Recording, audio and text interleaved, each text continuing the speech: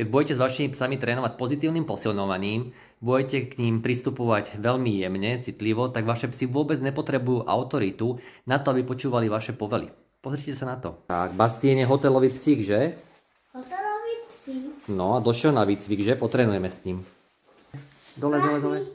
Tak, super. Povedz dobrý, Bastienko. Dobrý, Bastienko. Tak. Bastien je hotelový pes, ktorý absolvuje zo pár výcvikov u mňa. Takisto má Bastien so mnou už niekoľko individuálnych výcvikov, takže pokiaľ budete trénovať s psom pozitívne, metodicky správne a pokojne aj citlivo, nepotrebuje pes žiadnu autoritu nad sebou, vidíte, že počúva aj trojročného chlapca, ktorého nikdy predtým ešte nevidel.